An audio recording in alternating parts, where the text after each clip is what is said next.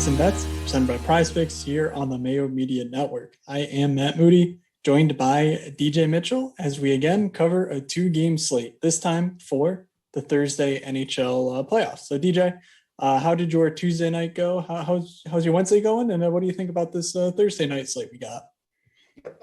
Tuesday and Wednesday were not good. I just played one lineup. I didn't go too crazy with dollar amounts on either of them. I just was, a lot of work and other stuff outside of doing it. So I didn't end up too bad. It's just I kind of went all in on Toronto 1. If you would have told me Toronto's going to win 4-0, I would have been like, hey, I probably worked out well. I played the entire first line to Morgan Riley, and that little edge that we talked about with Morgan Riley being on the first power play, it worked out. And lo and behold, no points for Matthews, Marner, Hyman, or Riley, and they scored 4 goals. Riddle yourself that one. And Tavares is out, obviously, so amazing. And then I had a couple pretty good takes on Wednesday, a couple pretty good guys, but I played Tristan Jarry like an absolute flopping fish, the biggest flounder of a fish that you could ever find ashore. And to be fair, like a rock. Fair, Jarry was floundering around a bit in that, so he might But yeah, no, it's been interesting. I mean, obviously with 2 games on Tuesday and then 3 games on Wednesday, I was, pretty happy to see the Leafs just lay it down on Montreal. I mean, I thought that was just going to happen. Nashville also put up a fight. So, if you parlayed the puck line on Nashville and, Toronto, like, hooray, you made out a little bit. But for DFS, Tuesday was awesome. Could have been excellent had Saros not given up the literal first shot in overtime. All I needed was one more save, and I just was sailing past people. I'm not even greedy. I didn't even want to win, but whatever. That's just the way it's gone. And then Wednesday night, it's real tough. We lost both Pittsburgh and we lost the Panthers. So the Wild remain our only hope for some Friday night hockey. Otherwise, we will be frozen out on Friday unless they get some other series going quick. So, with all that in mind, is there anything else off the top you wanted to get to, DJ?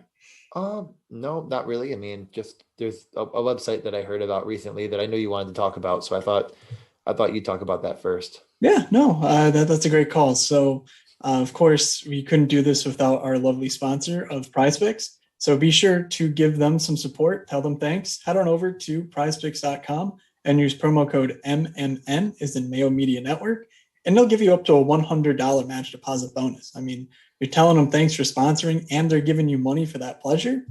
I mean, just do that. It seems like a great deal. So, free is free. So, again, it's a $100 match deposit bonus. What you do over on Prize Picks is you look at their big board. They got a big board for almost any sport you can imagine, even Valorant, which is one of DJ's favorite sports. He just recently learned what it is. For the 10th time. Yeah, they got hockey, they've got golf, baseball, basketball, you name it. Prize Picks has got it. All you're doing is you're looking at the over-under on each player, and you're deciding, do I want the over or do I want the under? That's it. Yeah, there's nothing else. There's no, you don't need to run it through 1,000 simulations to get, no, you're just like, is he going to go over that score or under that score? For hockey, you get 3 points for a goal, 2 points for an assist, and a half point for a shot, and a half point for a block shot. That means, guys like Dougie Hamilton who are firing the puck from everywhere, those are the guys you want to take the overs on, just a little hint there. But yeah, so make sure you're heading over to prizepicks.com. Use promo code MMN to let them know we sent you, and they'll give you up to a $100 match deposit bonus as a thank you for doing so. So with that, DJ, let's get into the 2 games on tap here. It's going to sound pretty similar to Tuesday's show that we did, but, them's the breaks. We can only play the schedule that is given to us. So we lead things off with Toronto heading back home up 3-1 in the series, looking to close out Montreal at -245. What do you think about this one, and how do you like Montreal's chances to extend the series? Yeah, I mean, we kind of talked about it on Tuesday, and what I said on Tuesday, if you want to recap, was, hey, we like Toronto, we like the under, maybe like a 2-1, 3-1, and Toronto just took care of all the goals and made it 4-0. I still kind of, like the under and Toronto, because I didn't see anything from Montreal that made me really think they had really much of a fighting chance. I could name maybe a couple quality scoring chances that I can remember. But overall in that game, the expected goals for them, it actually was not, it was 2.6 expected goals, which wasn't the worst thing in the world. But I really didn't see as many quality chances as maybe the models are indicating. For me, I think that if Austin Matthews and the guys get it going again, and in reality, you look at the metrics, they did not look good. Obviously, they didn't score, but the line that played against them for most of the game, and actually Montreal did mix it up a bit more than normal, was the Tatar, Deneau, Gallagher. They actually played pretty well against them. So I'm not going to talk myself into maybe playing too much depth on Toronto, but most of those depth lines actually caved them in completely. So I'm okay with the narrative of like taking Toronto on the under again. Pretty easily, and then just not fading this game, but maybe going a little bit under on my lineup correlations with them, because I just don't think there'll be a ton of scoring. Yeah, there's really only a couple of potential news items that we should keep an eye on the Toronto side at least, and that is the status of Nick Foligno. With no Foligno, Kerfoot's been playing alongside Nylander and why am I blanking on who their second line? Oh, Galchenyuk. For Kerfoot and I mean, they both had 3-point nights between Kerfoot and Galchenyuk. I'm not necessarily banking on that happening again, of course. But it is definitely an upgrade in role for a guy, especially Kerfoot, who is getting some second power play time, with no Foligno. That's almost solidified, 16, 17 minutes, power play, PK time. He just sort of seems like an obvious value piece. Looking at some of the player props that we do have available at this point in time, I'm sort of liking the William Nylander over on shots at -118. It's over 2.5. He doesn't actually have like the best rates on the series to this point, but he's got 4 goals in 4 games. I mean, he's playing some excellent hockey, and I just think playing alongside both Galchenyuk and Kerfoot, guys who just aren't necessarily shot takers themselves, that Nylander's in for a big shots game coming up. And also there's also a chance he gets on the top power play. He's been mixing in with the top unit from time to time. So I think anytime I can get some exposure there, that's what I'm interested in. But is there anything maybe on the blue line for Toronto that you're interested in before we move over to Montreal? Well, thanks for teeing it up. But yeah, Morgan Riley was back on the top power play, which was something we expected or at least thought we might see. We were pretty confident William Nylander would be there. He actually did get the bump. Joe Thornton started there, and then Nylander went up, and then Thornton scored on the second unit, of course. That's how things work out. But Morgan Riley with Rasmus Sandin out did get the bump. So I do like him, especially to get a point or a power play point if you could play it. I don't know. I don't actually think it's on. Is it on there anywhere? I don't think. No, it's not on the sportsbook I'm looking at right now. But it actually is for me. Morgan Riley power play point. Yeah, it was +3. Oh, yeah, wow. 10. Yeah, 310 stuff. And he's definitely a guy that'll touch the puck on that power play quite frequently. Exactly. Because they try to feed it to Matthews, and it's going to come from the point man, which is why Sandin was in play. And if you look at like we mentioned some different stuff as far as like power play, and I'll try to retweet them if our buddy Wookie puts them out, but he actually tries to put like who's shooting. It's like obviously Matthews, but it's going to come from the point. I guess the one weird, like different angle that I wanted to get to is just, like I said, if you're going to fade this game, which, I'm still going to play Matthews probably no matter what. I honestly don't hate the idea of playing like a Simmons Mikheyev, and Simmons played second power play. Mikheyev doesn't play any, but Mikheyev actually was like pretty good in expected goals compared to what I thought he would be. And it's incredibly cheap, but I think that that's like one narrative to try to get like huge pieces of the other game in DFS, which is my plan. You have any thoughts on taking the depth that, I mean, like I said, they caved in. Yeah, Spezza and, Spezza and Thornton had great nights, but honestly, the guy I'm most excited about is Wayne Simmons. I think he's the perfect, guy who could. Yeah, I think he's a guy who could really pop off you. He's got 15 shot attempts in 4 games. And, the thing about Wayne Simmons is he's not taking these low danger chances, from out wide, like maybe a guy like Matthews or Nylander will. Like Simmons is in there getting dirty. So, if he's taking 15 shot attempts, he has nothing to go for. Like, I think that turns around quickly. Third in expected goals, tied with like Hyman and Spezza for them last game. And I definitely agree. So I think Simmons makes the most like logical sense as a one-off, but I could, I don't think I'm going to find the roster space for two wingers from that game, unless if it's Marner and Matthews. But I'm just saying, like, Mikheyev too in the penalty kill. But I think Simmons, he hit the block bonus too, and he could definitely do that again. Anything on Montreal you wanted to mention? Because they did just one more thing on Toronto. We don't really know that Sandin's going to be out again. It was definitely a thing where they were playing on a back-to-back, and Dermott's, he's been there, done that in the playoffs before. So, they got him dressed. There's no indication that Sandin was hurt. Maybe he was nursing something. We just don't know. Without a practice on Wednesday, we just won't know until morning skate. So do keep an eye on that. We might get some wonkiness when it comes to Sandin and that power play.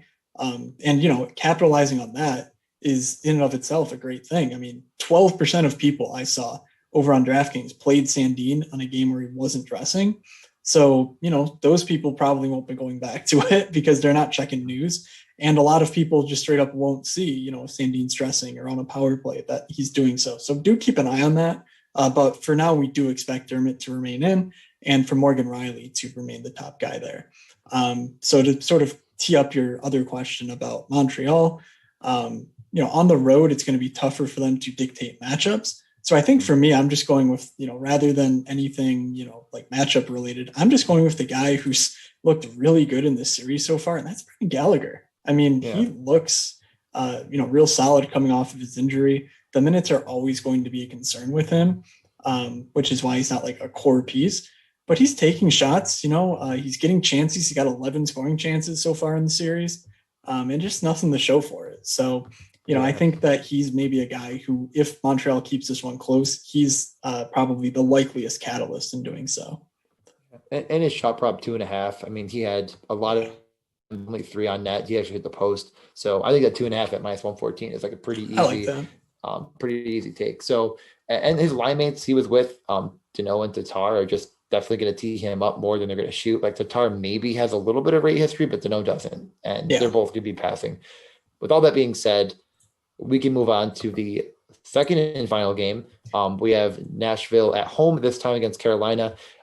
Nashville +120, Carolina -140, a little bit closer to the mean there on this one. And it's been close, obviously, 3 straight overtime games. So Carolina's heavy favorite has gone subsided. Obviously, in the last game, Carolina did get the win. What are your thoughts on the last game? What are your thoughts going into this game? Are you expecting Trennan to, get the third goal and get a hat trick next game? I think that's probably it. But yeah, I mean, well, I was just shocked that Brock McGinn didn't pick up the hat trick for Carolina after his 2-goal performance. But anyway, I mean, I thought that game kind of went how I expected it to. Except for one glaring issue, which we will get to at the end because it came at the end.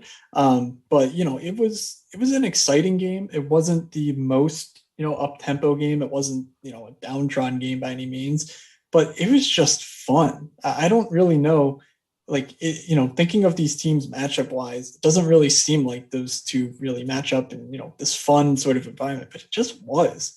Guys were just really, really moving out there. The defensemen were getting super involved in the play. So just in general, I actually sort of like this game more than I do the Toronto-Montreal game from a pace perspective.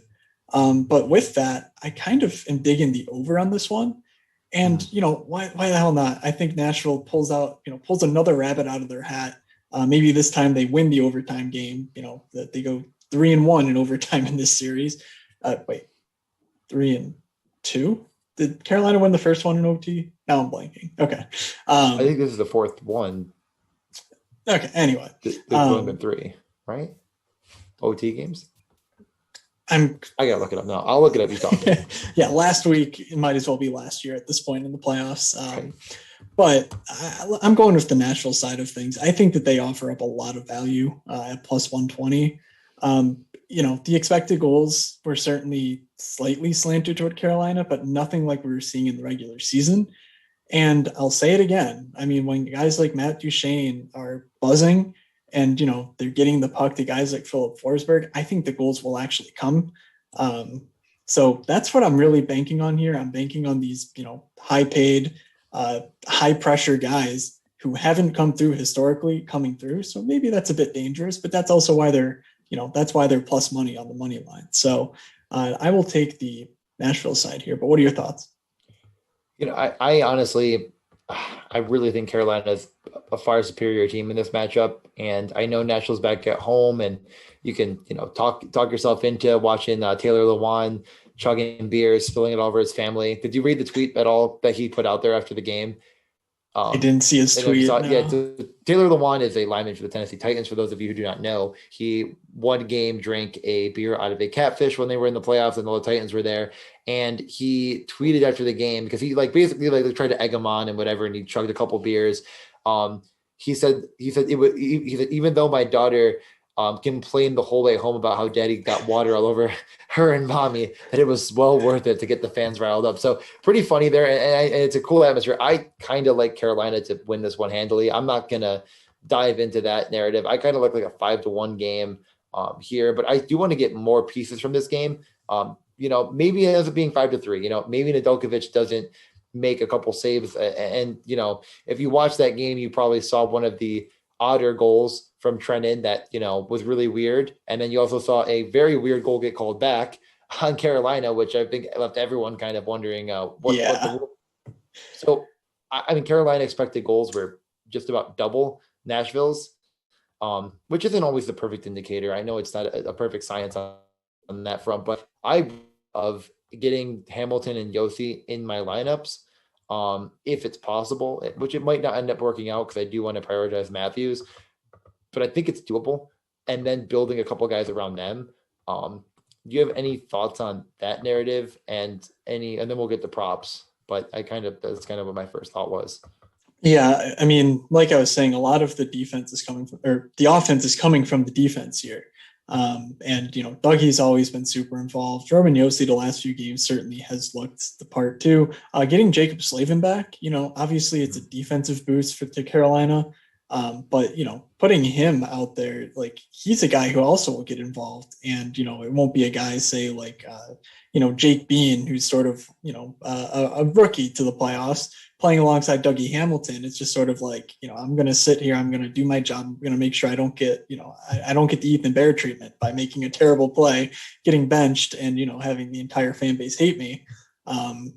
It's something where I think that Slavin back in general is a boon to Carolina, but also just a boon to the pace. We want these talented guys with a lot of confidence out there doing their thing. And I think that's what we get here. So, I certainly do. If I had to pick one bet from this game, I'd like the over. You can actually get plus 110 on the over 5.5 right now. So I'm pretty interested in that. But yeah, let's talk about some of these player props because, the first one I had in mind was Philip Forsberg. And I'm hoping that John Hines learned his lesson. They get a power play in overtime. And Hines is like, I did it. I finally fixed the power plays. They're generating chances. Like they were fine. They weren't even great, but they were fine, which for Nashville is excellent. And then he puts the Carrier unit on the ice instead of the Forsberg unit.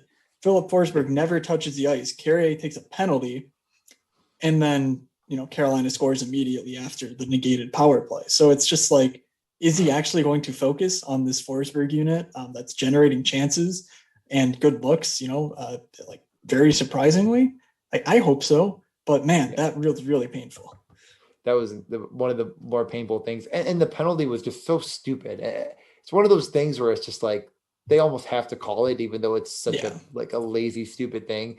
But my God, I was amazed. I was literally like, my roommate was like, "Who the heck is that guy?" Like, this is his first power play, and I was like, "That's if you would only listen to my podcast, great roommate." But I was like, we were talking about this. Yeah, it was something else. But I guess my thing about this game is it'd be really hard for me to pick one Nashville prop and feel good about it. I don't know I know you said, Forsberg or something, and it's there. I get it.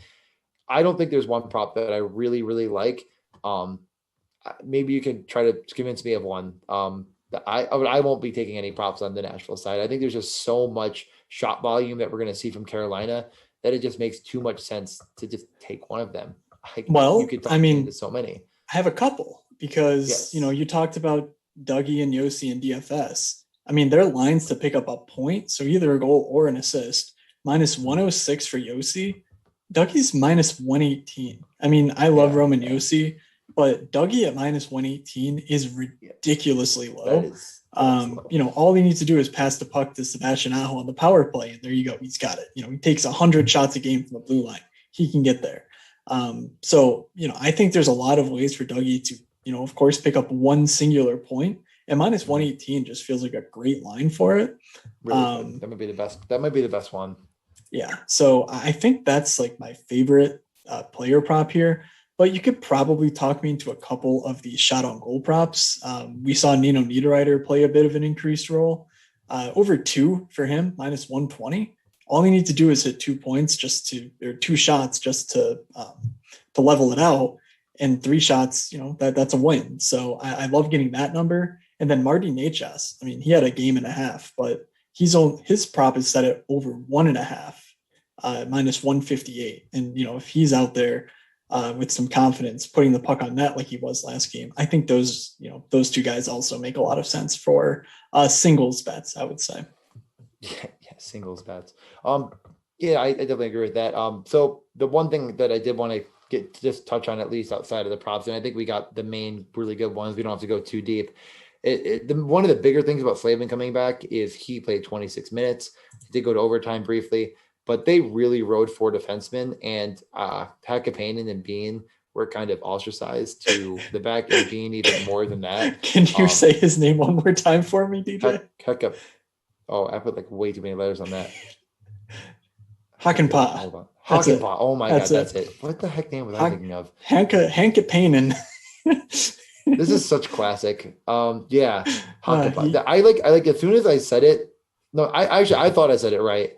I think I'm thinking of someone else. I don't know who I'm thinking of. Teuvo It's definitely Hakanpää. Yeah, I do like Teravainen honestly a lot tomorrow, 5,300 with Aho, because their power was all over the map, but I really think those will be on there.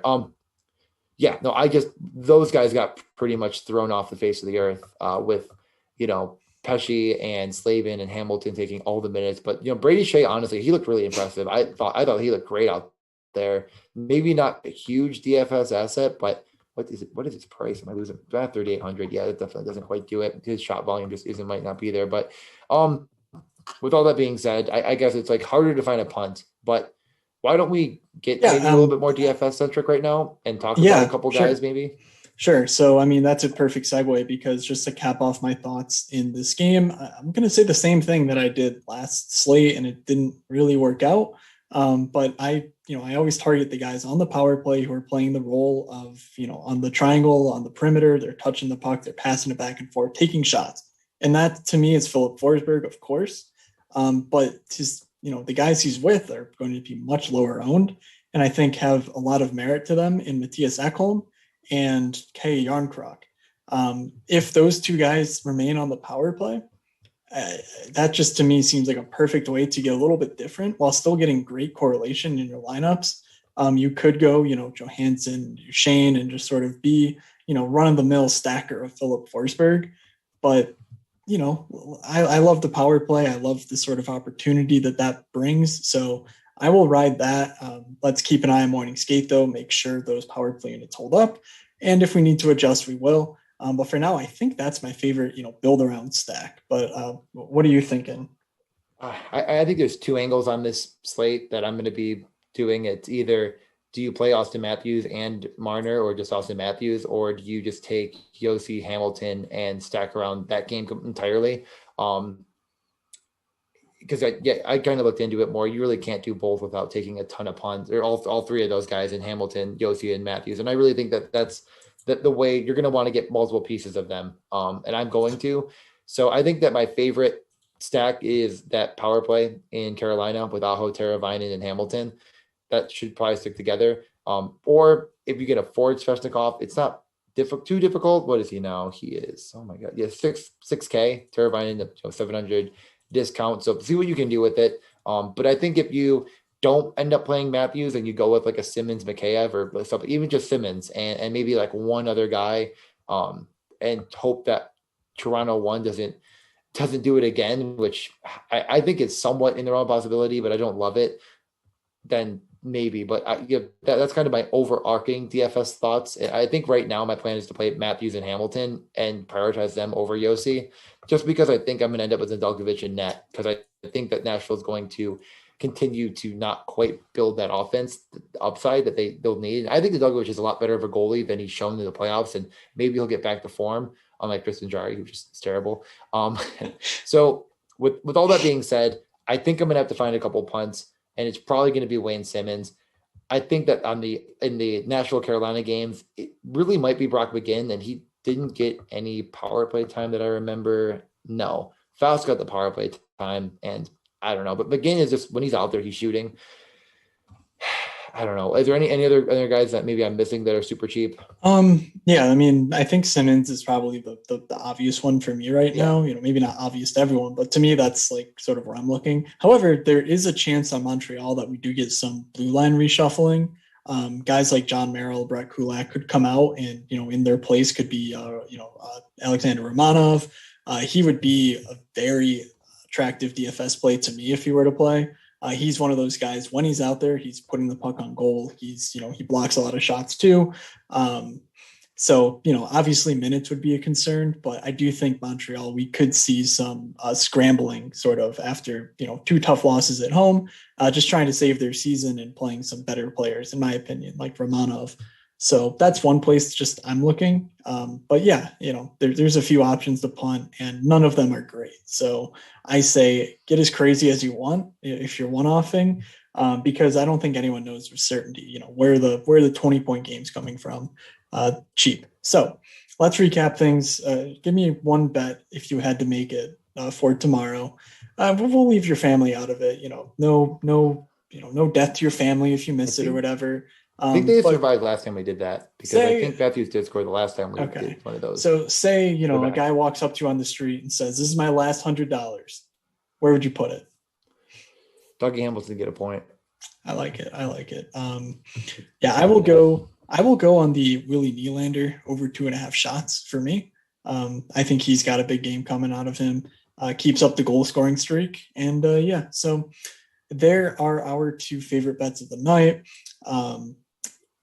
Anything else you wanted to say, DJ, before we head into our Thursdays? No, I mean, I think that the playoffs have been really, really, really good so far. I'd say I was going 1 to 10. I'd put it at like a solid 8 to 9. Definitely feel bad for the Edmonton Oilers fans and the team. I really hated to see it. I was kind of okay with Winnipeg winning that series because I thought it'd be fun, but I hate seeing McDavid go in 4 games. That's probably the one biggest downside to that. Other than that, if your team's moving on, enjoy it. Definitely tweet at us. Tweet us your favorite bets as well. Tweet anything. I know it's kind of slowed down a bit. The season's been there's been so much content. It's just been nonstop with everything. So I get that some people are probably out there right now just like taking a break and enjoying the sun, but definitely keep tweeting at us, keep letting us know what's going on. Keep supporting everything, keep checking out Prize Picks and all that stuff. That's probably it. Yeah. You have anything else you want to get to? Okay, perfect. No, I didn't have anything, next week. We don't really know what the schedule will look like, but we imagine we'll be back here on Tuesday and Thursday. The NHL is not that evil, I don't think, to give us a day about hockey down the stretch here. So we should be talking to you guys next week. Obviously, stay tuned to this feed for Chris Meany and his friends. If he's got people coming on to talk about it, but Meany's always worth listening to. Break down these sort of slates. So just be sure to subscribe on your podcasts or subscribe on YouTube to Fantasy Hockey Picks and Bets presented by Prize Picks. And of course, big thanks to Prize Picks for sponsoring this show. Use promo code MMN when you sign up over there for a $100 match deposit bonus. All right, guys, best of luck on this Thursday. I'm Matt. That's DJ. Thanks, Prize Picks. We will see you.